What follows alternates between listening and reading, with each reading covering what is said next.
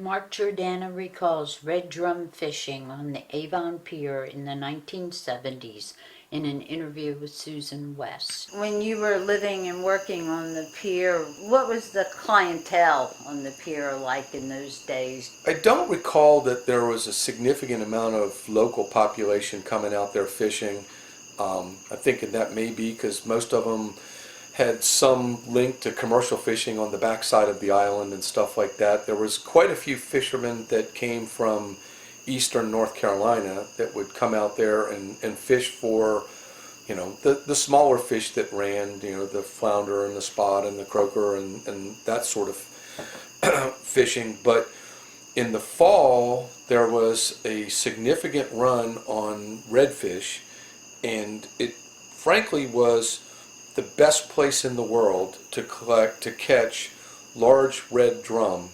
And that was because before the end of the pier got washed away, you could stand on the end and cast and reach the sandbar that the redfish swam down.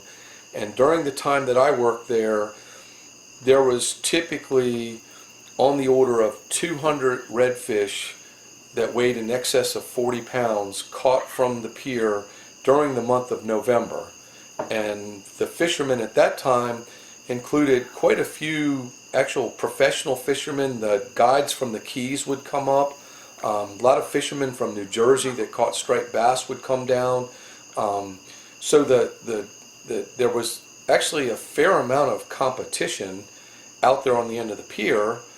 And there would be times when there would probably be 50 lines in the water off the end of the pier, red fishing, and when the schools swam by, it wouldn't be one fish. There could easily be a half dozen redfish that would all get hooked up within 60 seconds of each other.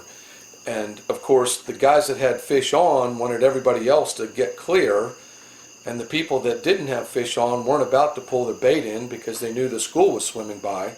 So it could be pretty chaotic, but when I was working, they would bring the fish in wheelbarrows and we would weigh them, and we would put a sheet of paper up on the garage door with the name and the date, the name of the fisherman and the weight of the fish, and we would, by the end of the season, at the end of November, the entire garage door, both on the east and west side, would be covered with these written, documentation of the redfish caught that November.